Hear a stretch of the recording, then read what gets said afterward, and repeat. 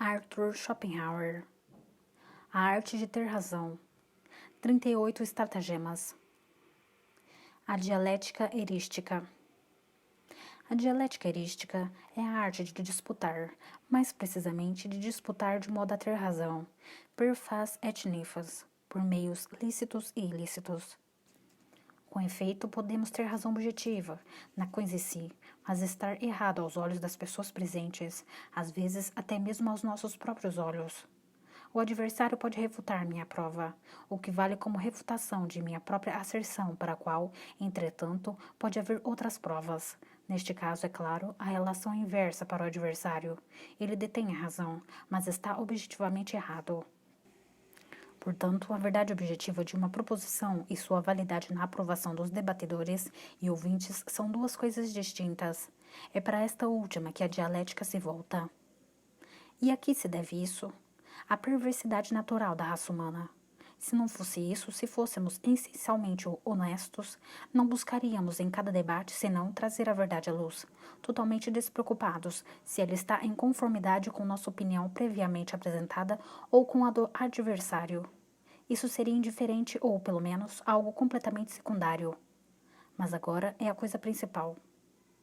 A vaidade inata, que é particularmente irritável no que diz respeito às faculdades intelectuais, não pretende aceitar que nossa primeira afirmação se revele falsa e a do adversário tem razão. Por conseguinte, teríamos simplesmente de nos esforçar por emitir juízos corretos, para tanto deveríamos pensar primeiro e falar depois. Mas na maior parte dos homens, a vaidade inata é acompanhada de loquacidade e inata desonestidade. Falam antes de pensar, e mesmo quando se dão conta de que sua afirmação é falsa, eles estão errados. É preciso parecer como se fosse o contrário. O interesse na verdade, que deveria ser, em geral, o único motivo na exposição da tese supostamente verdadeira, agora dá lugar por completo ao interesse da vaidade. O verdadeiro deve parecer falso, e o falso verdadeiro. No entanto, até mesmo essa desonestidade, a insistência em uma tese que nos parece falsa a nós próprios, pode ser desculpável. É frequente que no início estejamos firmemente convencidos da verdade de nossa afirmação, mas depois o argumento do adversário parece derrubá-la. Se logo abandonamos nossa causa, muitas vezes acabamos por descobrir que realmente tínhamos razão. Nossa prova era falsa, mas poderia haver uma boa prova para nossa afirmação. O argumento salvador não nos ocorreu de imediato. Por isso, desenvolve-se em nós a máxima segundo a qual devemos atacar o argumento contrário, mesmo quando este pareça correto e decisivo, na crença de que ele seja apenas aparentemente correto e que no curso da disputa encontraremos outro argumento para derrubá-lo ou confirmar nossa verdade de outra maneira. Esse fato quase nos obriga a ser desonesto na disputa, ou ao menos facilmente nos seduz a sê-lo. Assim, a fraqueza de nosso entendimento e a perversidade da vontade se apoiam mutuamente. Disso resulta que, em regra geral, quem disputa não luta pela verdade, mas por sua tese, como pro ara et fossis, e procede per fas et nefas, pois, como já mostramos, não pode agir de outro modo. Em geral, portanto, cada um desejará impor sua afirmação, mesmo quando esta lhe pareça momentaneamente falsa ou duvidosa. As ferramentas para tanto lhes são dadas, em certa medida por sua própria astúcia e malícia, é o que ensina a experiência diária da disputa. Portanto, cada um tem sua dialética natural, assim como tem sua lógica natural. O único senão aquela não o guia tão seguramente quanto esta. Não é tão fácil que alguém pense ou conclua contra as leis lógicas.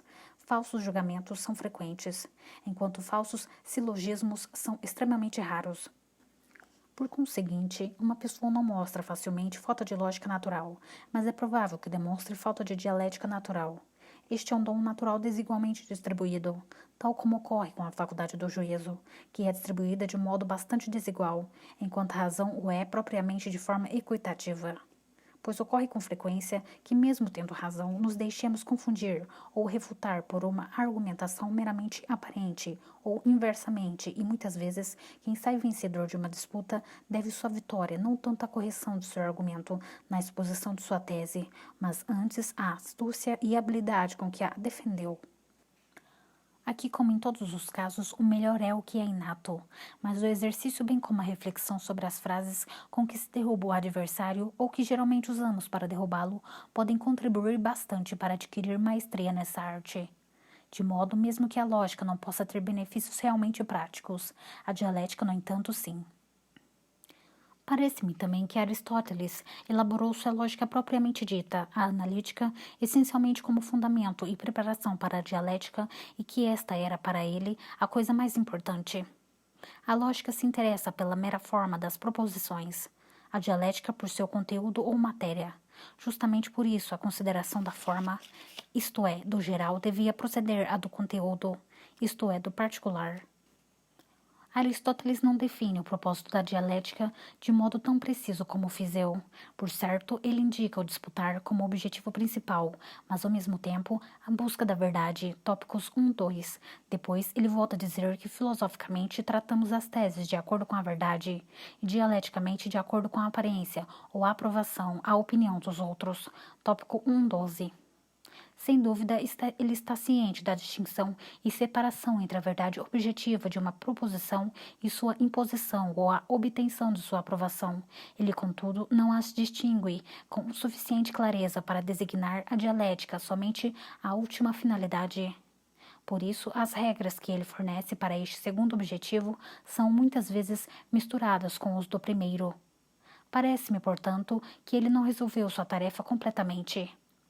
Nos tópicos, Aristóteles dedicou-se, com o espírito científico que lhe é próprio, à exposição da dialética de maneira extremamente metódica e sistemática, o que merece admiração, ainda que o objetivo, que aqui é obviamente prático, não tenha sido realmente alcançado. Depois de ter examinado nos analíticos os conceitos, juízos e conclusões de acordo com sua forma pura, ele se volta para o conteúdo que tem a ver propriamente apenas com os conceitos, pois é neste que ele se encontra. Proposições e conclusões são em si apenas meras formas. Os conceitos são seu conteúdo. Seu modo de proceder é o seguinte: toda disputa tem uma tese ou problema que diferem apenas na forma, e em seguida proposições que se destinam a resolvê-los. Trata-se sempre da relação dos conceitos entre si. Essas relações são inicialmente 4. Pois no que tange a um conceito buscamos ou 1, sua definição, ou 2, seu gênero, ou 3, seu elemento peculiar, sua característica essencial, ou proprium, ou idiom, ou 4, acidens, isto é, uma propriedade qualquer, não importa se peculiar e exclusiva ou não, em suma, um predicado. É a uma dessas relações que se deve remeter o problema de toda disputa. Esta é a base de toda a dialética. Nos 8 livros dos tópicos, Aristóteles estabelece todas as relações que os conceitos podem ter entre si sob esses 4 aspectos e fornece as regras para cada relação possível, a saber como um conceito deve se comportar para com o outro, para ser seu proprium, seu acidens, seu genus, seu definitum, ou definição quais erros são facilmente cometidos na exposição e o que devemos observar cada vez que nós mesmos estabelecemos tal relação, e o que podemos fazer, depois que o outro a estabeleceu, para derrubá-la. Ele chama de locus a apresentação de cada uma dessas regras ou de qualquer de tais relações gerais daqueles conceitos classe entre si e fornece 382 de tais daí tópicos. A isso ele acrescenta algumas regras gerais sobre a disputa em geral, que, no entanto, estão longe de ser exaustivas. O topos, portanto, não é puramente material, nem se refere a um determinado objeto ou conceito. Ele sempre se refere a uma relação entre classes inteiras de conceitos, relação esta que pode ser comum a inúmeros conceitos tão logo possam ser considerados sob uma dos 4 aspectos mencionados acima, o que ocorre em qualquer disputa. E esses 4 aspectos têm, por sua vez, subclasses. Portanto, o tratamento aqui é ainda em certa medida formal, mas não tão puramente formal como na lógica, pois ele se ocupa do conteúdo dos conceitos, mas de uma maneira formal, indicando como o conteúdo do conceito A deve se comportar em relação ao do conceito B, para que este possa ser apresentado como seu genus, ou seu proprium, característica, ou seu acidens, ou sua definição, ou segundo as rúbricas que lhes são subordinadas, de oposição, causa e efeito, propriedade e ausência, e assim por diante. É em torno de tal relação que deve girar toda disputa. A maioria das regras indicadas por ele a respeito dessas relações, designadas justamente como topoi, são aquelas que residem na natureza das relações entre conceitos, das quais cada pessoa é consciente por si mesma, exigindo também sua observância pelo adversário, tal como na lógica, e é mais fácil, no caso particular, seguir tais regras ou notar o descuido para com elas do que lembrar-se do topos abstrato a seu respeito. Precisamente por isso a utilidade prática dessa dialética não é grande. Ele diz quase sempre apenas coisas que se estendem por si mesmas e que o bom senso chega a considerar por si só. Exemplos: quando se afirma o gênus de uma coisa, deve-se também atribuir-lhe uma espécie, qualquer desses gênus, senão a afirmação é falsa. Por exemplo, afirmar-se que a alma tem movimento, é preciso, portanto, que um tipo particular de movimento lhe seja próprio, o voo, a marcha, o crescimento, o decréscimo, etc. Se não é assim, ele não tem movimento. Portanto, aquilo a que não se atribui espécies, também não se atribui gênus. Eis o topos. Esse topos serve para erguer e para derrubar. É o nono topos. E, inversamente, se não se atribui gênus, tampouco espécies. Por exemplo, alguém teria a afirmar-se, fala do mal de outra pessoa. Se provamos que ele não falou absolutamente nada, então também não falou mal, pois onde não há gênus, também não pode haver espécies. Sob a rúbrica do que é próprio, do próprio, o locus 215 dias. Em primeiro lugar, para derrubar, se o adversário indica como próprio algo que se pode perceber apenas pelos sentidos, isto está mal indicado, pois tudo que é sensível torna-se incerto assim que sai do campo dos sentidos. Por exemplo, ele aponta como próprio do Sol que este é a estrela mais brilhante a passar sobre a Terra, o que não vale nada. Porque após o Sol se pôr, nós não sabemos se ele passa sobre a Terra, pois então se encontra fora do alcance dos sentidos. Em segundo, para erguer, o elemento próprio é corretamente indicado quando se estabelece algo que não seja reconhecido pelos sentidos, ou quando é, que esteja necessariamente presente. Por exemplo, indica-se como próprio da superfície que ela é primeiramente colorida. Por certo, isto é uma característica sensível, mas uma que está evidentemente sempre presente, portanto é correta. Isso é quando basta para dar uma ideia da dialética de Aristóteles. Ela não me parece atingir o objetivo, motivo pelo qual tentei buscá-lo de modo diverso. Os tópicos de Cícero são uma imitação extremamente rasa e pobre de Aristóteles, feita de memória. Cícero não tem absolutamente nenhuma ideia clara do que é ou a que visa um topos. Ele então recolhe ex ingênuo, por livre invenção, e desordenadamente todos os tipos de materiais e os adorna com abundantes exemplos jurídicos.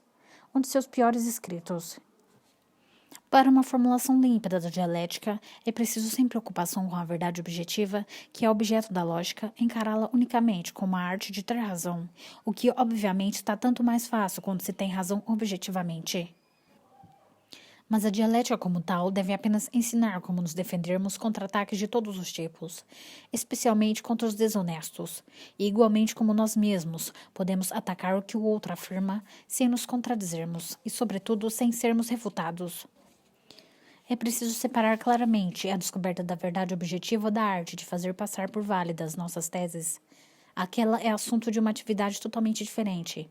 É a obra da faculdade de julgar, de reflexão, experiência, e não há arte especial para isso, mas a segunda é o propósito da dialética. Ela já foi definida como a lógica da aparência, o que é falso, pois neste caso ela serviria apenas para a defesa de teses falsas. No entanto, mesmo quando temos razão, precisamos da dialética para defendê-la, e precisamos conhecer os artifícios desonestos para nos opormos a eles. Na verdade, muitas vezes até mesmo precisamos deles para vencer o adversário com as mesmas armas. Por esse motivo, a dialética deve pôr a verdade objetiva de lado ou considerá-la acidental, e devemos nos preocupar apenas em defender nossas afirmações e derrubar as do outro. Nas regras a esse respeito, a verdade objetiva não deve ser levada em conta, porque na maioria das vezes não se sabe onde ela se encontra. Com frequência, nós mesmos não sabemos se temos ou não razão. Muitas vezes acreditamos ter, mas nos enganamos. Muitas vezes ambas as partes acreditam ter razão, pois veritas est in putel, a verdade está nas profundidades. Demócrito. Quando surge a disputa, geralmente todos acreditam ter a verdade do seu lado. Em seguida, ambos passam a duvidar e é somente no final que a verdade é revelada, confirmada. Portanto, a dialética não deve se envolver com esta última, tal como o mestre de esgrima não considera quem tinha realmente razão na disputa que provocou o duelo. Golpear e aparar, isso é o que importa. O mesmo vale na dialética. É uma esgrima intelectual, somente se concebida de forma assim tão clara, ela pode se estabelecer como disciplina própria. Se lhe atribuímos como finalidade a verdade objetiva pura, retornaremos à mera lógica. Se, por outro lado, fixamos como sua finalidade a demonstração de teses falsas, teremos a pura sofística. E tanto no caso como no outro, estaria pressuposto que já sabíamos o que é objetivamente verdadeiro e falso, mas é raro que o saibamos com certeza de antemão. O verdadeiro conceito de dialética é, portanto, já estabelecido, esgrima intelectual para ter razão na disputa, embora o nome erística seja mais apropriado e o mais correto ainda provavelmente seja dialética erística, dialéctica erística. E ela é bastante útil, foi injustamente negligenciada em tempos mais recentes. Nesse sentido, a dialética deve ser apenas um resumo e descrição, reduzidos a sistema e regras, daquelas técnicas inspiradas pela natureza e que a maioria das pessoas emprega para manter a razão quando percebe que a verdade não está do seu lado na disputa. Por isso, seria bastante inoportuno no domínio da dialética científica querer dar atenção à verdade objetiva e à sua revelação, pois não é isso que acontece naquela dialética original e natural, cujo objetivo é simplesmente ter razão. A dialética científica, em nosso sentido, tem, portanto, como tarefa principal expor e analisar aqueles estratagemas da desonestidade na disputa, para que em debates reais possamos reconhecê-los de imediato e destruí-los. É por esse motivo mesmo que ela, em sua exposição, deve declaradamente assumir como fim último apenas o ter razão, não a verdade objetiva. Embora tenha pesquisado por toda parte, não tenho conhecimento de que algo tenha sido feito nesse sentido. Trata-se ainda de um terreno virgem. Para atingir essa meta, deveríamos, ao aurir da experiência, observar como, nos debates que ocorrem com frequência entre nós, este ou aquele estratagema é aplicado por uma e outra partes, e em seguida reduzir a um princípio geral esses estratagemas, recorrentes sob outras formas, e assim expor certos estratagemata gerais, que seriam úteis tanto para o nosso próprio uso como para os destruirmos quando usados por outro. O que se segue deve ser visto como uma primeira tentativa. Base de toda dialética. Antes de tudo, é preciso considerar o essencial de qualquer disputa, o que realmente acontece. O adversário, ou nós mesmos, tanto faz, apresentou uma tese. Para refutá-la, existem dois modos e duas vias. 1. Os modos A. Ad rem. B. Ad rem hominem. Ou ex concessis.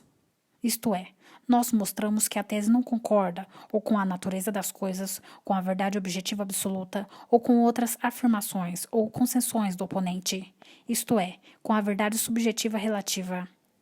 Esta última é apenas uma demonstração relativa e não tem nada a ver com a verdade objetiva. 2. As vias A. Refutação direta. B. Indireta. A refutação direta ataca a tese em seus fundamentos, a indireta em suas consequências. A direta mostra que a tese não é verdadeira, a indireta que ela pode não ser verdadeira. No caso da refutação direta, temos dois procedimentos. Ou mostramos que os fundamentos de sua afirmação são falsos, nego majorem minorem, ou admitimos os fundamentos, mas mostramos que a afirmação não se segue deles, nego consequentiam. Isto é, atacamos a consequência à forma da inferência. Na refutação indireta, usamos a apagogia, ou instância. A. Apagogia. Aceitamos a proposição adversária como verdadeira. Em seguida, mostramos o que se segue dela quando, em conexão com qualquer outra proposição reconhecida como verdadeira, a utilizamos como premissa para um silogismo, do qual surge uma conclusão manifestamente falsa, porque contradiz ou a natureza das coisas ou as outras afirmações do próprio adversário, sendo, portanto, falsa ad rem ou ad hominem. Sócrates em Hípias Maior ou outros lugares. Consequentemente, a proposição também era falsa, pois de premissas verdadeiras só se podem seguir proposições verdadeiras, embora de premissas falsas nem sempre se seguem proposições falsas. B. A instância. Exemplum in contrarium. Refutação da tese geral por demonstração direta de alguns casos compreendidos em sua enunciação para os quais a tese não se aplica, de sorte que ela própria deve ser falsa. Esta é a estrutura básica, o esqueleto de toda disputa. Temos, portanto, sua osteologia, pois, no fundo, a isto se seduz toda disputa. Embora tudo isso possa ocorrer efetivamente ou apenas em aparência, com razões autênticas ou inautênticas. E como não se pode determinar algo com segurança a esse respeito, os debates são tão longos e renitentes. Tampouco se pode separar o verdadeiro do aparente quando se trata de passar instruções, porque nem mesmo os debatedores estão certos sobre isso com antecipação.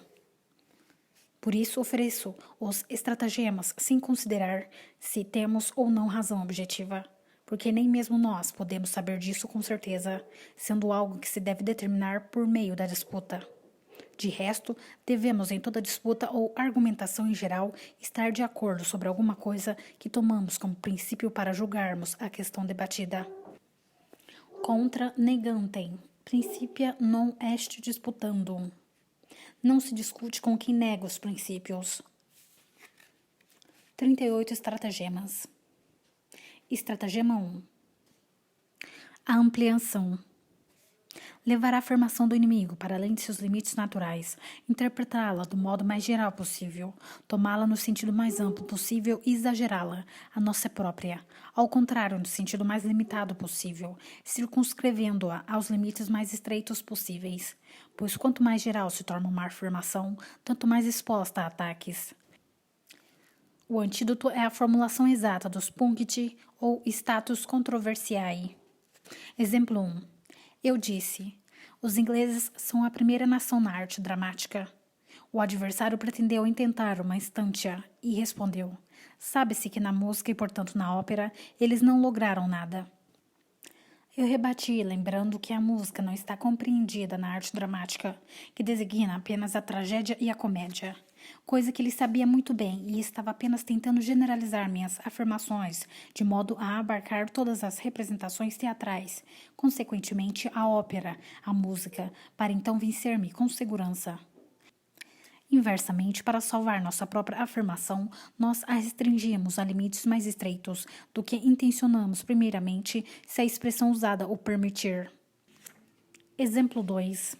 A diz, a paz de 1814 também restitui a independência a todas as cidades hanseáticas alemãs. B fornece a instância, in contrarium, de que Danzig com essa paz perdeu a independência que Bonaparte lhe concedera. A se salva do seguinte modo. Eu disse todas as cidades hanseáticas alemãs. Danzig era uma cidade hanseática polonesa. Esse estratagema já é ensinado por Aristóteles. Tópicos 8, 12, 11. Exemplo 3. Lamarck, filosofia zoológica, nega aos pólipos qualquer sensação porque eles não têm nervos. Mas é certo que eles percebem porque seguem a luz ao avançar engenhosamente de galho em galho e apanham suas presas. Por isso, assumiu-se que a massa nervosa neles está uniformemente distribuída na massa de todo o corpo, fundida nela, por assim dizer, pois eles têm percepções sem órgãos sensíveis separados. Como isso derruba sua hipótese, Lamarck argumenta dialeticamente da seguinte maneira. Então, todas as partes do corpo do pólipo deveriam ser capazes de todo tipo de sensação e também de movimento, de vontade, de pensamento. Então, o pólipo teria em todos os pontos de seu corpo todos os órgãos do animal mais perfeito. Cada ponto poderia ver, sentir cheiro, gosto, ouvir, etc. Até mesmo pensar, julgar, inferir. Cada partícula de seu corpo seria um animal perfeito, e o próprio pólipo estaria acima do homem, porque qualquer de suas partículas teria todas as faculdades que o homem tem apenas em sua totalidade. Além disso, não haveria nenhuma razão para não estender o que se afirma sobre os pólipos, também a mônada, o mais imperfeito de todos os seres, e finalmente as plantas, que também são viventes, e assim por diante. Pelo uso de tais estratagemas dialéticos, um escritor revela a íntima consciência de estar errado, porque se afirmou todo o seu corpo é sensível à luz, sendo, portanto, de natureza nervosa. Ele conclui que o corpo inteiro pensa. Estratagema 2. Usar a homonímia para estender a afirmação apresentada, também aquilo que, excetuando a palavra similar, tem pouco ou nada em comum com a coisa questão. Depois refutá-la luminosamente, dando a impressão de ter refutado a afirmação. Nota: sinônimos são duas palavras para o mesmo conceito. Homônimos, dois conceitos que são designados pela mesma palavra. Cf. Aristóteles. Tópicos 1:13. Profundo, cortante, alto, ora usados para corpos, ora para sons, são homônimos. Honrado e honesto são sinônimos. Pode-se considerar esse estratagema idêntico ao sofisma, ex-homonímia.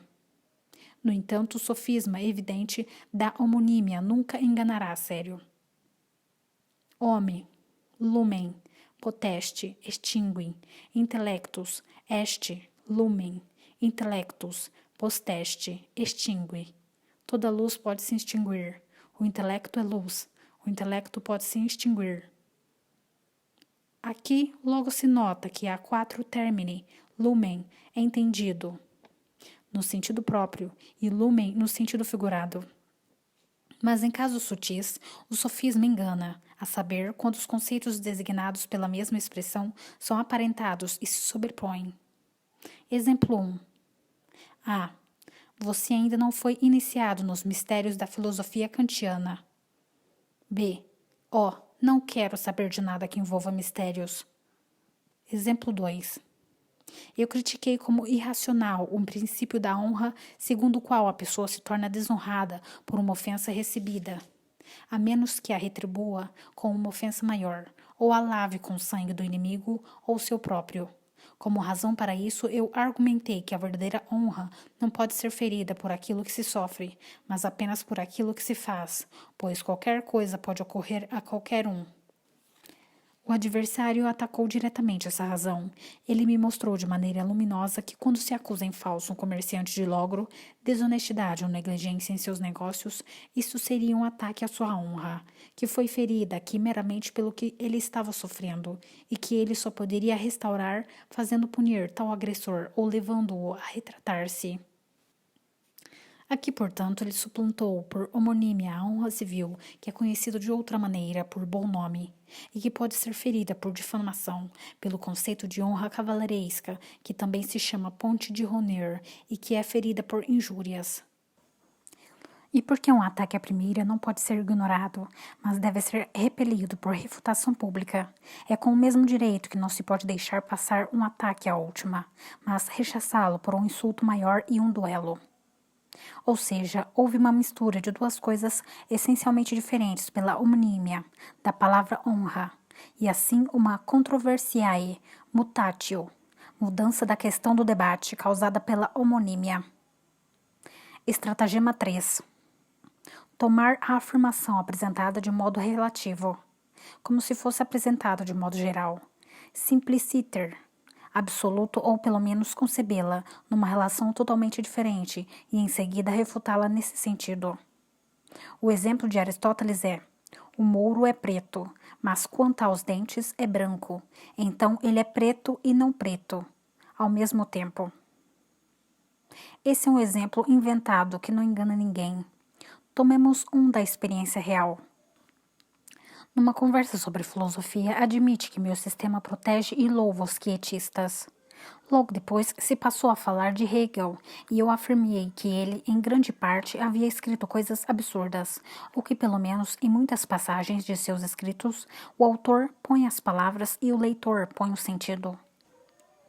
O adversário não tentou refutar isso ad rem, mas se contentou em apresentar o argumento ad hominem, dizendo que eu tinha acabado de elogiar os quietistas. E eles também haviam escrito um monte de absurdos.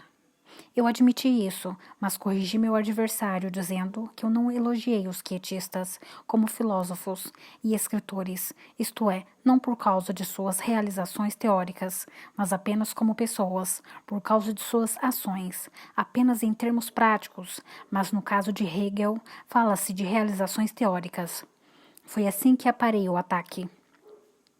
Os 3 primeiros estratagemas são relacionados. Eles têm em comum o fato de que o adversário fala, na realidade, de algo diferente do que foi exposto.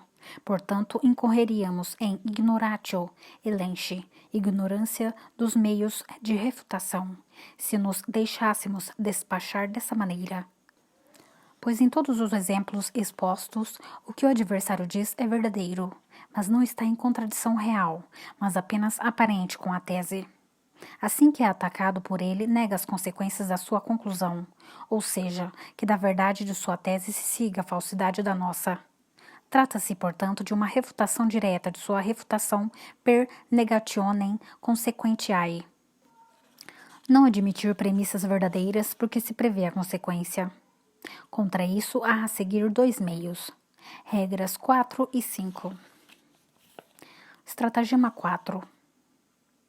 Quando se quer chegar a uma conclusão, não se deve deixar que ela seja prevista, mas sim que as premissas sejam inadvertidamente admitidas uma a uma e de forma dispersa na conversação. Caso contrário, o adversário tentará todos os tipos de chicana, ou se há dúvida de que o inimigo irá admiti-las, é preciso apresentar as premissas dessas premissas, estabelecer pró-silogismos, fazer que sejam admitidas as premissas de várias de tais pró-silogismos, sem ordem entre si, escondendo o jogo até que seja admitido tudo o que seja necessário. Assim se chega à questão partindo de longe. Essas regras são dadas por Aristóteles, Tópicos 8.1. Não há necessidade de exemplo. Estratagema 5. Para provar nossa tese, também podemos utilizar premissas falsas, caso o adversário não admita as verdadeiras, seja porque ele não percebe sua verdade, seja porque ele vê que a tese se seguiria delas imediatamente. Então, tomamos proposições que são falsas em si, mas verdadeiras ad hominem, e argumentamos a partir do modo de pensar do adversário ex concessis. Pois a verdade também pode resultar de falsas premissas, mas jamais o falso de premissas verdadeiras. De igual modo, podemos refutar proposições falsas do adversário por meio de outras proposições falsas, que ele, entretanto, considera verdadeiras, pois é com ele que estamos lidando e devemos usar de sua maneira de pensar. Por exemplo, se ele é um seguidor de alguma seita com que não concordamos, podemos usar contra ele as máximas dessa seita como principia. Aristóteles, tópicos 8 e 9. Estratagema 6. Facie uma petitio principii, oculta postulando aquilo que teria de ser aprovado, ou com um nome diferente, por exemplo, bom nome em vez de honra, virtude em vez de virgindade, etc. Também conceitos intercambiáveis, como, por exemplo, animais de sangue vermelho em vez de vertebrados. Ou 2, fazendo admitir, no geral, o que é controverso no caso particular. Por exemplo, afirmar a incerteza da medicina postulando a incerteza de todo o conhecimento humano. 3, quando vice-versa, 2 coisas se seguem uma da outra, e se deve provar uma e então se postula a outra. 4. Quando se deve provar o geral ou se faz que cada um dos particulares seja admitido, o inverso do número 2. Aristóteles, tópicos 8 e 11. O capítulo final dos tópicos de Aristóteles contém boas regras para o exercício da dialética. Estratagema 7. Quando a disputa é conduzida com certo rigor e formalidade, e há pretensão de se fazer entender muito claramente, aquele que apresentou a afirmação e deve prová-la procede interrogativamente contra seu adversário para inferir a verdade da afirmação a partir das próprias concessões dele. Esse método heteromático era particularmente usado entre os antigos. É também chamado método socrático. É a ele que se referem este estratagema e alguns outros a seguir, todos elaborados livremente com base em Liber de Elenchis Sophisticis 15, de Aristóteles. Perguntar muitas coisas de uma só vez e em detalhes para ocultar aquilo que realmente se quer que seja admitido, e por outro lado, apresentar rapidamente e a argumentação resultante do que se foi admitido, porque os que são lentos em compreender não podem seguir com precisão e não percebem os eventuais erros ou lacunas na demonstração. Estratagema 8. Suscitar a cólera do adversário, pois encolerizado ele não está em condições de julgar corretamente e perceber sua vantagem. Provoca-se sua cólera fazendo-lhe injustiça abertamente, assediando-o e sendo de modo geral insolente. Estratagema 9. Não fazer as perguntas na ordem exigida pela conclusão a ser extraída delas, mas com todos os tipos de deslocamentos. O adversário não sabe onde queremos ir e não pode se precaver. Ou podemos utilizar suas respostas para conclusões diferentes, até opostas, conforme sua natureza. Isto está relacionado com o estratagema 4, na medida em que devemos dissimular nosso procedimento. Estratagema 10. Quando notamos que o adversário deliberadamente dá respostas negativas para perguntas cujas afirmativas seriam necessárias para nossa tese, devemos perguntar o oposto da tese de que queremos nos servir, como se a quiséssemos ver afirmada. Ou pelo menos devíamos lhe apresentar ambas para escolher, de forma que ele não perceba qual tese queremos que ele afirme. Estratagema 11. Se fazemos uma indução e o adversário nos concede os casos particulares por meio dos quais ela deve ser formulada, não devemos lhe perguntar se também admite a verdade geral resultante desses casos, mas introduzi-la posteriormente como estabelecida e admitida, porque por vezes ele próprio acreditará tê-la admitido, e o público também terá tal impressão, porque se lembrará das numerosas perguntas sobre os casos individuais, que devem ter, então, realmente conduzido ao objetivo. Estratagema 12. Se o discurso versa sobre um conceito geral que não tem um nome próprio, mas deve ser designado tropicamente por meio de um símile, devemos escolher o símile de modo tal que favoreça nossa afirmação. Na Espanha, por exemplo, os nomes que designam os dois partidos políticos, serviles e liberales, certamente foram escolhidos por este último. O nome protestantes foi escolhido por estes, tal como o nome evangélicos, mas o nome hereges pelos católicos. Isto se aplica aos nomes de coisas também. Quando são mais apropriados, por exemplo, se o adversário propôs alguma mudança, nós a chamamos de inovação, porque esta é uma palavra odiosa. E inversamente se somos nós mesmos que propomos. No primeiro caso, como expressão contrária, citamos a ordem vigente, no segundo, conservadorismo. O que alguém totalmente desinteressado e apartidário chamaria de culto ou doutrina pública da fé, seria chamado por quem o defende de devoção, piedade, mas de fanatismo, superstição, por um oponente. Trata-se basicamente de uma sutil petitio, principii. Aquilo que se quer demonstrar já é inserido na palavra, na denominação, das quais ele é em seguida extraído por um mero juízo analítico. O que alguém chama privar da liberdade, pôr sob custódia, seu adversário o chama encarcerar. Um orador muitas vezes traz sua intenção pelos nomes que dá às coisas. Um diz o clero, o outro os padres. Entre todos os estratagemas, este é o empregado com mais frequência, instintivamente.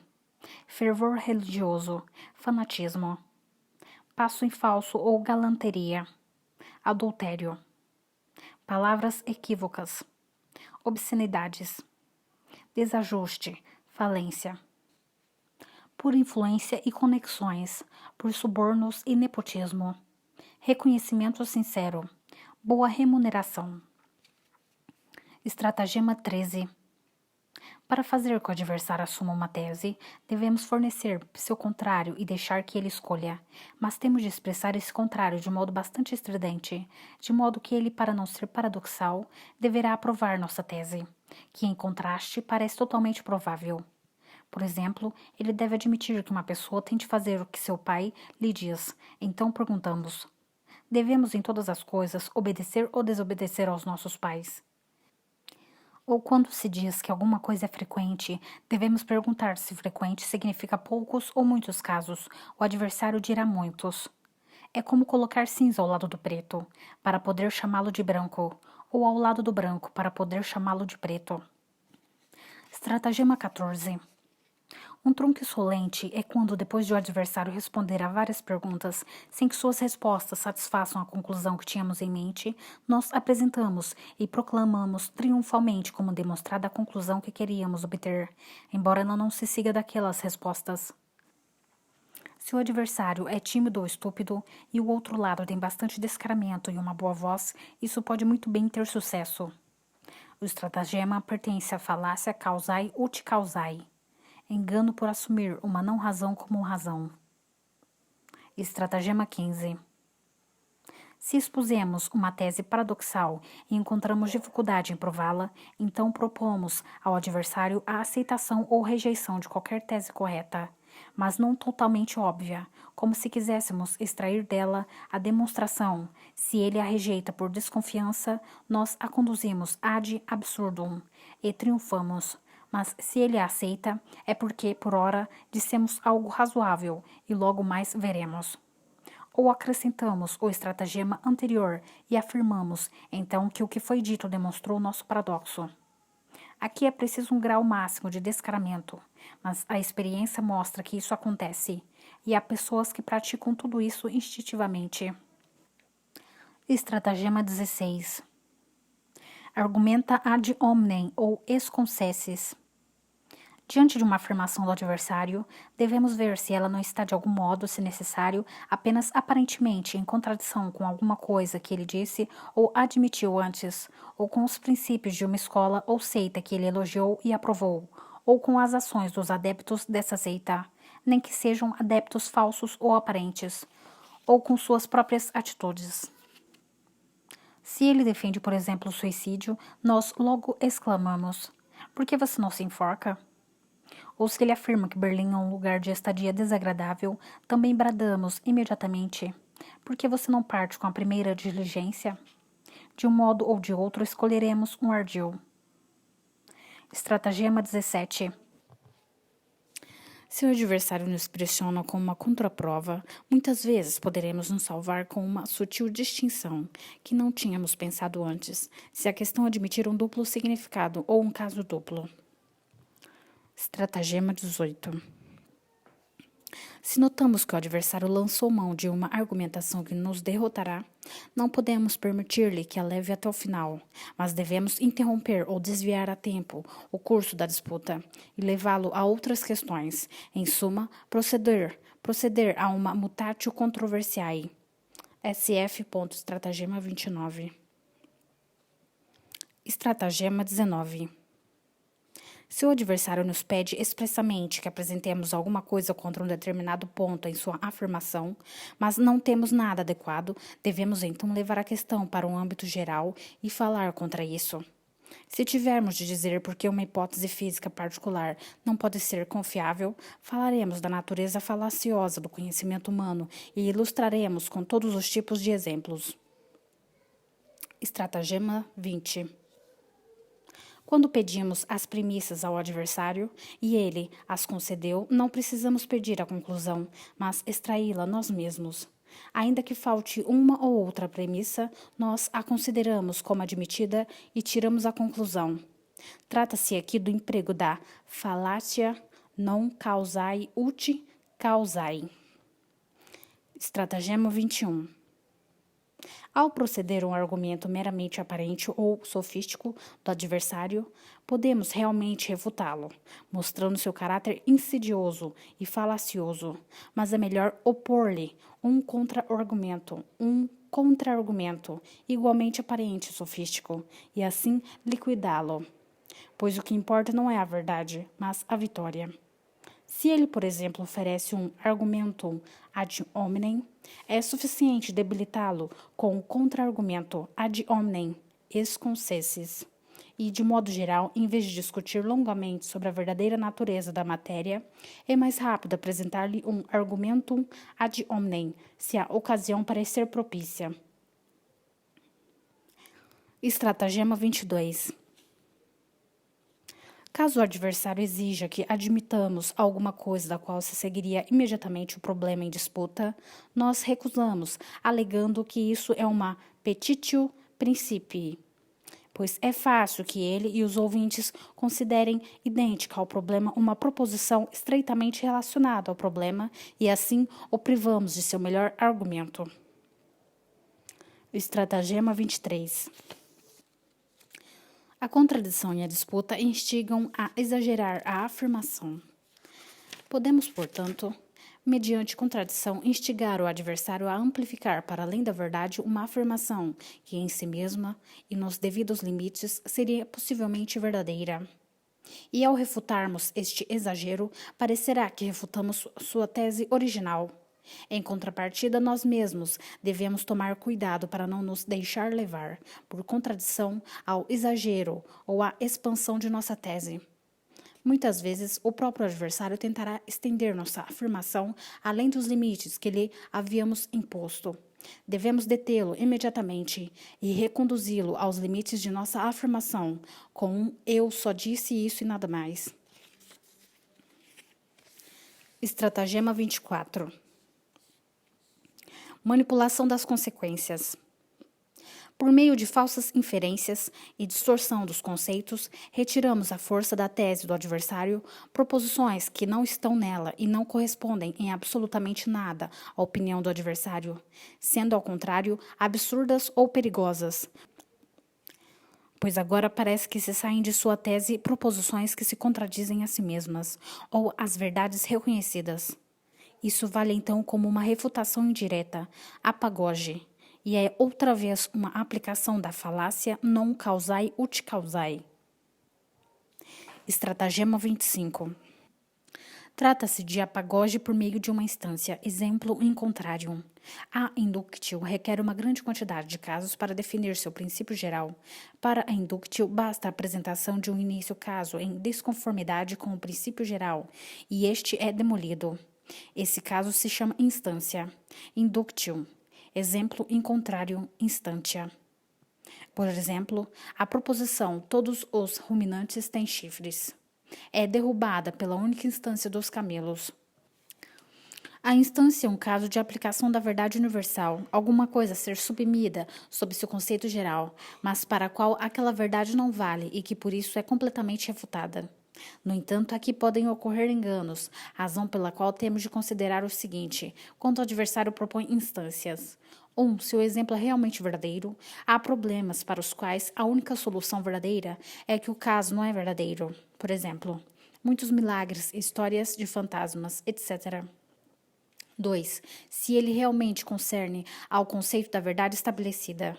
Isso muitas vezes é apenas aparente, podendo ser resolvido com uma distinção precisa. 3.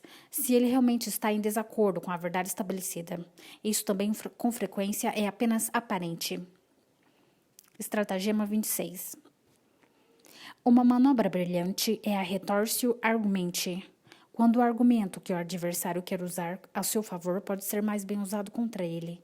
Por exemplo, ele diz, é uma criança, é preciso relevar-lhe alguma coisa. Retórsio. Justamente porque é uma criança, é preciso puni-la para que não persevere nos maus hábitos. Estratagema 27. Se o adversário se irrita inesperadamente diante de um argumento, é preciso insistir nesse argumento com mais fervor ainda, não só porque é bom enfurecê-lo, mas porque é de supor que tenhamos tocado no ponto fraco de sua linha de pensamento e que talvez devamos atacá-lo nesse ponto, ainda mais do que podíamos crer no primeiro momento. Estratagema 28. Este é aplicável principalmente quando pessoas cultas discutem perante ouvintes incultos. Se não temos um argumento ad rem, nem mesmo um ad hominem, então fazemos um ad auditores, isto é, uma objeção inválida, mas somente o perito pode ver que não é válida. Esse perito é o adversário, mas não os ouvintes, aos olhos dos quais, portanto, ele parecerá derrotado, especialmente se a objeção, de algum modo, lança uma luz risível sobre sua afirmação. As pessoas estão sempre dispostas a rir, e teremos do nosso lado aquelas que riem. Para mostrar a nulidade da objeção, o adversário teria de realizar um longo debate e retornar aos princípios da ciência ou coisa semelhante. Não encontrará ouvidos fáceis. Exemplo, o adversário diz que durante a formação das montanhas primitivas, a massa a partir do qual o granito e todas as rochas restantes se cristalizaram era líquida em virtude do calor. Isto é, fundida. O calor devia ser cerca de 200 graus RE. A massa cristalizou-se sob a superfície do mar, que a cobria. Aqui lançamos o argumentum ad auditores de que a essa temperatura, mesmo muito antes, a 80 graus RE, o mar teria fervido muito e teria se dissipado no ar sob a forma de vapor. O público ri. Para nos derrotar, o adversário teria de mostrar que o ponto de ebulição não depende apenas da temperatura, mas igualmente da pressão atmosférica. E esta, tão logo cerca de metade da água do mar tivesse evaporado, teria aumentado tanto que, mesmo a 200 graus RE, não ocorreria ebulição. Mas ele não chega a tanto, pois com não físicos seria necessário um verdadeiro tratado. Estratagema 29. Se percebemos que vamos ser derrotados, fazemos uma diversão, isto é, de repente começamos a falar de algo totalmente diferente, como se fosse pertinente ao assunto, e constituísse um argumento contra o adversário. Isso deve acontecer com alguma discrição, quando a diversão ainda guarda alguma relação com o tema quaestiones, e descaradamente quando apenas ataca o adversário e nada tem a ver com o assunto. Por exemplo, elogiei o fato de não haver nobreza hereditária na China e de que os cargos serem providos apenas após realização dos examina. Meu adversário afirmou que o saber capacitava para os cargos tão pouco quanto as prerrogativas de nascimento que ele tinha grande estima. Em seguida, ele começou a se dar mal. Imediatamente lançou a diversão de que na China todas as classes sociais são punidas com bastonadas, fato que ele relacionou ao excessivo consumo de chá naquele país, recriminando os chineses por ambos. Quem se deixasse levar por tudo isso teria sido desviado e perdido de suas mãos uma vitória já conquistada. A diversão é descarada quando abandonada inteiramente o assunto em debate e ataca mais ou menos assim. Sim, mas você também disse há pouco, etc. Pois ela pertence, de certo modo, às ofensas pessoais, de que trataremos no último estratagema. Estritamente falando, ela é um estágio intermediário entre o argumento ad personam, que será discutido lá, e o argumento ad hominem.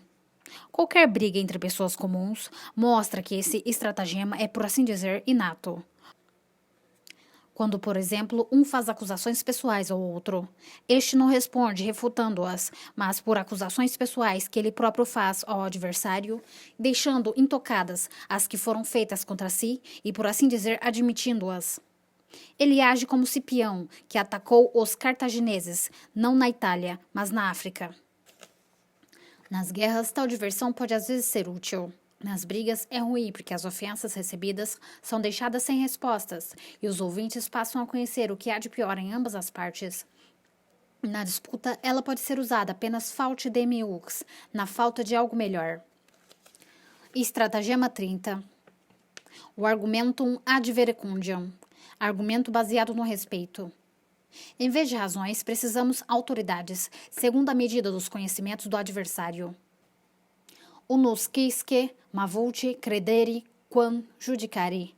Todo mundo prefere crer a julgar, diz Sêneca, de Vita Beata 1:4. Então temos um jogo fácil quando temos a nosso favor uma autoridade respeitada pelo adversário. Haverá mais autoridades válidas para ele quanto mais limitados forem seu conhecimento e habilidades. Se estes forem de primeira ordem, então haverá pouquíssimas autoridades para ele, ou praticamente nenhuma. Ele aceitará, no máximo, a de peritos numa ciência, arte ou ofício que ele pouco ou nada conhece, ainda assim com desconfiança. Em contrapartida, as pessoas comuns nutrem profundo respeito por especialista de qualquer tipo. Não sabe que quem faz de uma coisa profissão não ama essa coisa, mas seu salário. Nem aquele que ensina uma coisa raramente a conhece a fundo, pois quem a estuda a fundo geralmente não encontra tempo para ensinar. Mas para o vulgus há muitas autoridades dignas de respeito. Portanto, não dispomos de uma inteiramente adequada, tomemos uma aparentemente apropriada, citemos o que alguém disse com outro sentido, ou em outras circunstâncias. Na maioria das vezes, autoridades que o adversário não entende são as mais eficazes. Os incultos têm um respeito particular por floreios gregos e latinos. Pode-se também, se necessário, não só deturpar as autoridades, mas simplesmente falsificá-las, ou até mesmo inventá-las, sem cerimônia. Na maior parte das vezes, o adversário não tem o livro à mão, nem saberia consultá-lo, se o tivesse. A melhor ilustração disso é o do cura francês, que, para não pavimentar a rua da frente de sua casa com os outros cidadãos, citou um dito bíblico: paveante illo ego non pavebo, que eles tremam e eu não tremerei. Isso convenceu os administradores municipais. Preconceitos gerais podem ser usados para autoridades. Porque a maioria das pessoas pensa com Aristóteles. O que parece justo a uma multidão, dizemos que é. Não há uma só opinião, por absurda que seja, que as pessoas não tornem sua com facilidade, tão logo tenham sido convencidas de que ela é geralmente aceita. O exemplo atua tanto sobre seu pensamento como sobre sua conduta. São ovelhas que seguem o carneiro guia, onde quer que elas as leve. Para elas é mais fácil morrer do que pensar. É muito curioso que a universalidade de uma opinião tenha tanto peso para elas, que poderiam ver por si mesmas que opiniões são aceitas totalmente sem discernimento e apenas em virtude do exemplo. Mas elas não veem isso, porque lhes falta qualquer consciência de si. Só os seletos dizem com Platão: os muitos têm muitas opiniões. Isto é, o vulgus tem muitas bobagens em sua cabeça. E se lhes fôssemos dar atenção, teríamos muito o que fazer. Falando a sério, a generalidade de uma opinião não é nenhuma prova, nem mesmo um motivo de probabilidade de sua exatidão. Aqueles que afirmam isso devem aceitar 1. Que a distância no tempo priva essa generalidade de força demonstrativa, pois, caso contrário, teriam de reabilitar todos os velhos erros que uma vez foram universalmente tidos como verdadeiros. Por exemplo, teriam de restaurar o sistema de Ptolomeu ou reestabelecer o catolicismo em todos os países protestantes. 2. Que a distância no espaço produz o mesmo. Caso contrário, a universalidade de opinião dos que professam o budismo, o cristianismo e o islamismo lhes causará embaraço. J. Bentham, Tactique des Assemblées Legislatives. Volume 11, página 76. O que se chama opinião geral é, se bem considerado, a opinião de 2 ou 3 pessoas, e nos convenceríamos disso se pudéssemos observar como nasce uma tal opinião universalmente válida. Descobriríamos então que foram 2 ou 3 pessoas que primeiramente a aceitaram, apresentaram e afirmaram que os outros tiveram a benevolência de confiar que elas a haviam examinado a fundo, pré-julgando a suficiente capacidade destes. Alguns outros primeiramente a aceitaram. E nesses acreditaram muitos outros, cuja indolência lhes aconselhou melhor crer de uma vez do que buscar comprovações fatigantes. Assim cresceu dia a dia o número de tais adeptos preguiçosos e crédulos, pois como a opinião já tinha um bom número de vozes a seu favor, os apoiadores posteriores atribuíram isso de fato que ela só teria podido obtê-las pela validade de seus fundamentos. Os remanescentes se viram, então, obrigados a admitir o que era geralmente admitido para não passar por cabeças inquietas que se rebelaram contra opiniões universalmente válidas e por sujeitos impertinentes, querendo ser mais inteligentes que o mundo todo. A essa altura, o consentimento se tornou obrigatório. Daí em diante, os poucos capazes de julgar são forçados a se calar, e os que podem falar são aqueles que são completamente incapazes de ter opiniões e um juízo próprio, sendo o mero eco da opinião alheia. No entanto, estes são defensores tanto mais zelosos e intolerantes dela. Pois o que odeiam em quem pensa de outro modo não é tanto a opinião diferente que este professa, mas a presunção de querer julgar por si algo que eles mesmos nunca fazem, mas de que são cientes em seu fórum íntimo. Em suma, pensar é para muito poucos, mas opiniões todos querem ter. O que resta se não adotá-las de outros totalmente prontas, em vez de formá-las eles próprios? Se as coisas são assim, quanto vale a voz de centenas de milhões de pessoas? tanto quanto, por exemplo, um fato histórico, encontrado em 100 historiadores, que, como se prova depois, foi copiado uns dos outros, pelo que, por fim, tudo acaba sendo reconduzido à afirmação de um só indivíduo. Bailey, Penses Surlis Cometes, volume 1, página 10. Dico ego, tu disses. Sed, denique, dizite et illi. Dictaque poste toties. Nil, nisi, dicta vides. Eu digo, tu dizes, e no fim, o diz também ele. Depois que o disseram tantas vezes, não se viu outra coisa a não ser o que foi dito. Não obstante, quando se discute com pessoas comuns, pode-se usar a opinião geral como autoridade. Em geral, descobriremos que quando duas cabeças comuns discutem entre si, a arma que ambas escolhem são autoridades, com as quais se golpeiam mutuamente. Se uma cabeça melhor tem de lidar com tais pessoas, o mais aconselhável é que ela também se adapte à arma e à escolha segundo os pontos fracos de seu adversário. Porque contra a arma das razões, esta é hipótese, um Siegfried de chifres, imerso na maré da incapacidade de pensar e raciocinar. No tribunal, disputa-se realmente apenas com autoridades. A autoridade da lei, que está firmemente estabelecida, compete à faculdade do juízo encontrar a lei, isto é, a autoridade que terá aplicação no caso dado. Mas a dialética tem espaço de manobra suficiente para que, se necessário, o caso concreto e uma lei que na realidade não estão em conformidade entre si sejam retorcidos até serem considerados concordantes, e vice-versa. Estratagema 31. Quando não sabemos o que opor às razões expostas pelo adversário, podemos com fina ironia nos declarar incompetentes. O que você está dizendo supera minha fraca capacidade de compreensão. Pode até estar correto, mas não consigo entendê-lo e renuncio a todo julgamento. Desse modo, insinuamos ao público que nos tem em consideração que se trata de algo absurdo. Assim que apareceu a crítica da razão pura, ou melhor, quando esta começou a causar sensação, muitos professores da velha escola eclética declararam: não entendemos isso, e acreditavam assim ter encerrado o assunto. Mas quando alguns defensores da nova escola lhes mostraram que eles estavam certos e realmente não haviam entendido nada, eles ficaram de muito mau humor. Esse estratagema deve ser utilizado apenas quando se está seguro de ter mais estima do que o adversário aos olhos dos ouvintes, por exemplo, quando se opõem professor e aluno. Na verdade, esse método faz parte do estratagema anterior e é uma maneira especialmente maliciosa de fazer valer nossa própria autoridade, em vez de fornecer razões. A jogada oposta seria: permita-me dizer que sua grande capacidade de penetração deve ser muito fácil compreender isso, e o único culpado aqui é minha pífia apresentação, e depois esfregar-lhe a questão no nariz de tal modo que ele tenha de entendê-la nolens volens, e perceba que realmente não a compreendera antes. Assim, o argumento foi retrucado. Ele queria insinuar absurdo de nossa parte. Nós provamos sua incompreensão, ambos com a mais refinada cortesia. Estratagema 32.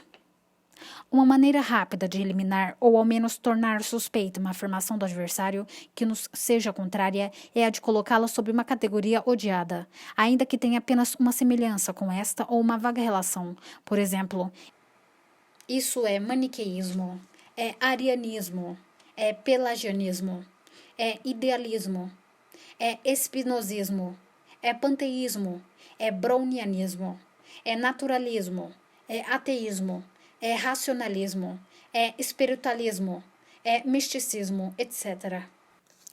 Ao fazer isso, supomos duas coisas. Que aquela afirmação é realmente idêntica com essa categoria, ou pelo menos está contida nela. E então exclamamos: mas isso não é novidade para ninguém. E 2, que essa categoria já foi completamente refutada e não poderia conter uma palavra de verdade sequer.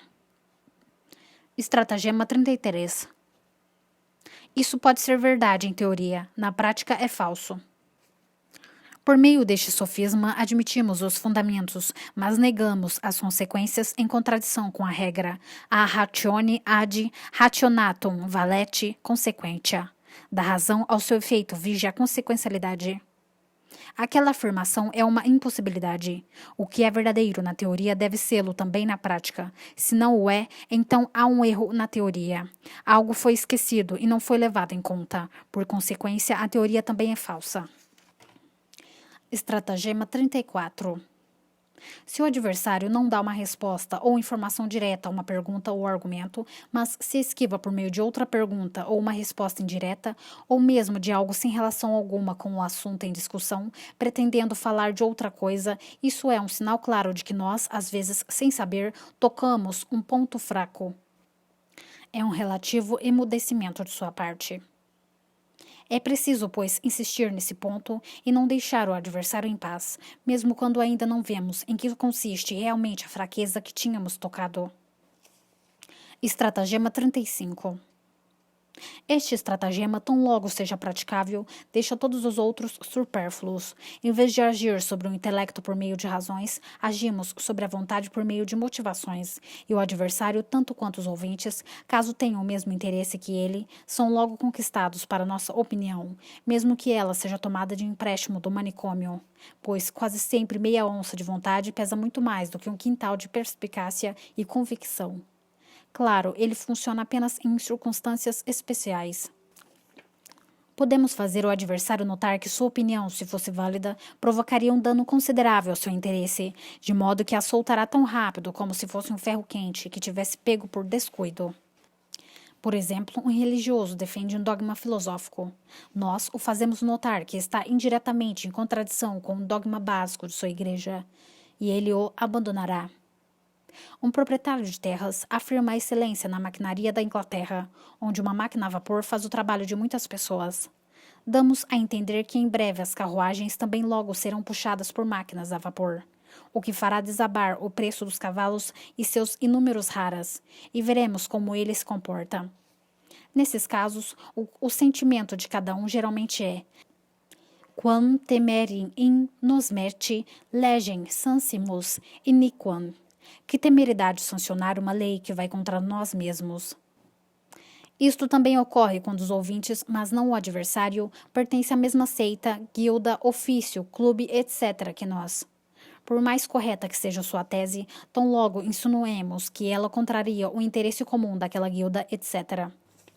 Todos os ouvintes acharão os argumentos do adversário fracos e patéticos, ainda que sejam excelentes, e os nossos justos e pertinentes, ainda que sejam pura invenção. Teremos um coro em alto e bom som a nosso favor, e o adversário deixará o campo envergonhado.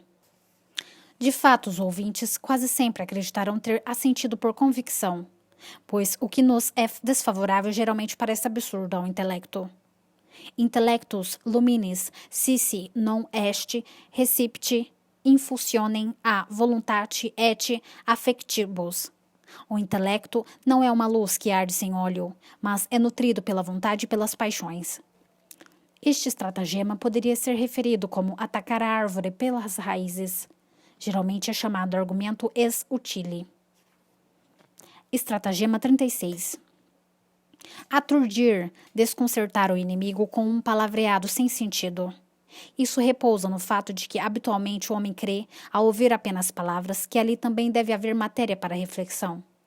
Se ele está secretamente consciente de sua própria fraqueza, se está acostumado a ouvir muitas coisas que não entende e ainda agir como se entendesse, podemos impressioná-lo, dizendo, com semblante sério, um disparate que soe erudito ou profundo, diante do qual ele perderá a capacidade de ouvir, ver e pensar, e fazendo-o passar pela prova mais indiscutível de nossa própria tese. Como se sabe, em tempos recentes, alguns filósofos aplicaram esse estratagema com o mais brilhante êxito, perante todo o público alemão. Mas como se trata de exemplo odiosa, tomaremos um exemplo mais antigo de Goldsmith, de Vicar of Wakefield. Certo, Frank, gritou o escudeiro, que eu engasgue com esse copo se uma bela moça não vale mais do que todos os clérigos da criação. O que são esses dízimos e truques, senão uma imposição, um embuste diabólico, e posso prová-lo? Eu queria que você provasse, gritou o filho Moisés. E penso, continuou ele, que eu estaria em condição de contestá-lo. Muito bem, senhor, gritou o escudeiro, troçando dele e piscando para nós, a fim de que nos preparássemos para a brincadeira. Se quer argumentar friamente sobre esse assunto, estou pronto para aceitar o desafio. E primeiramente, como discutiremos? De forma analógica ou dialógica? Sou a favor de uma discussão racional, respondeu Moisés, bastante feliz por ter encontrado uma oportunidade para disputar.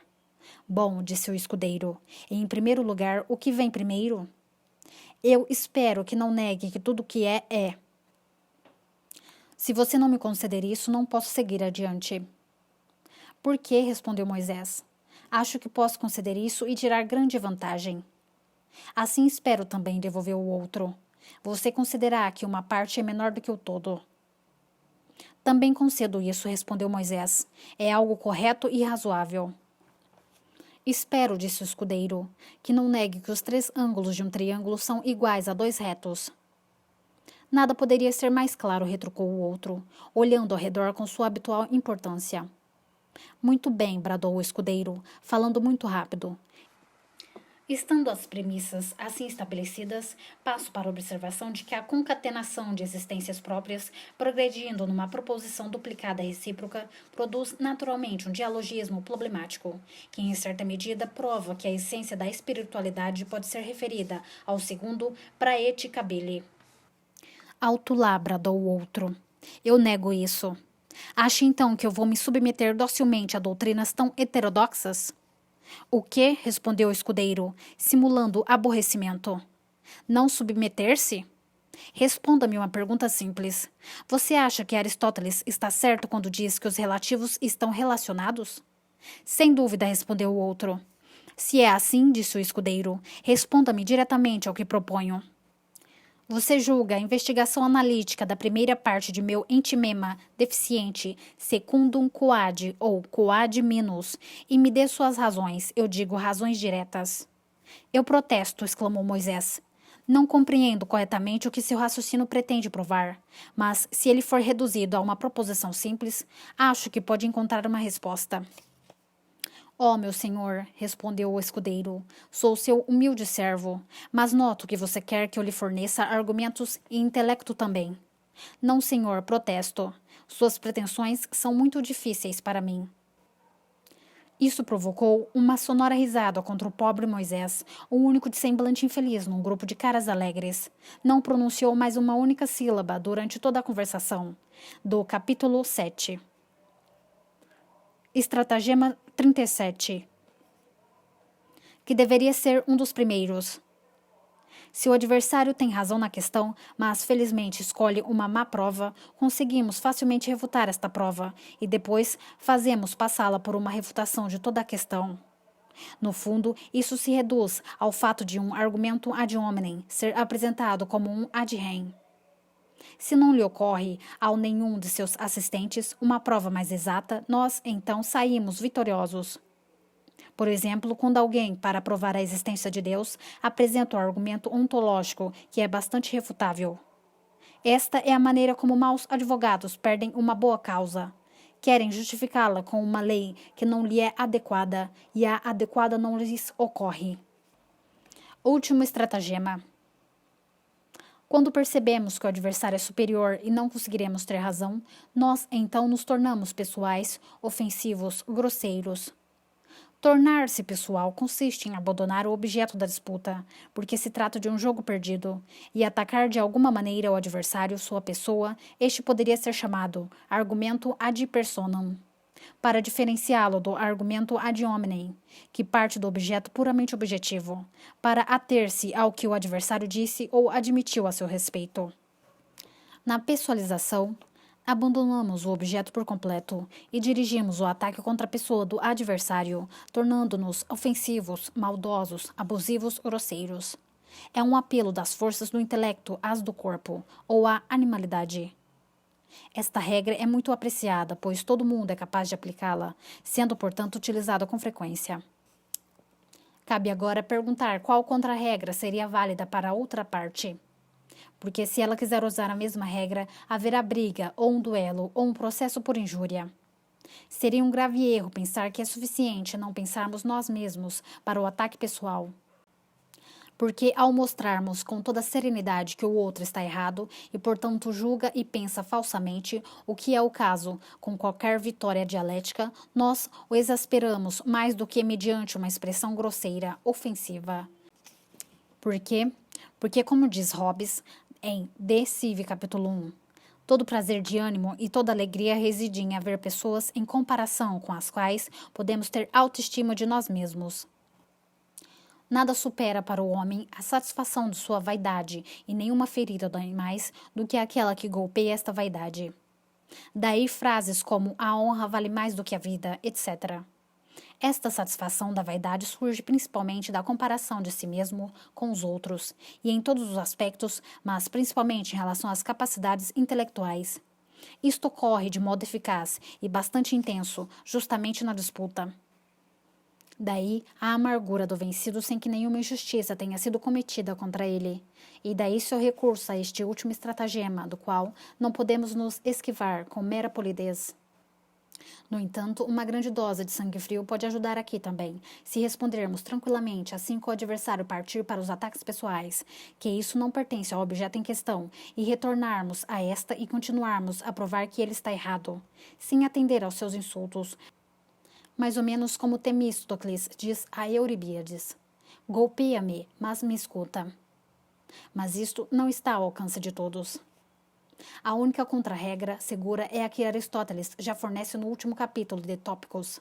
Não discutir com o primeiro que aparecer, mas apenas com aqueles que conhecemos e dos quais sabemos que têm entendimento suficiente para não apresentar algo demasiado absurdo e passar vergonha por isso.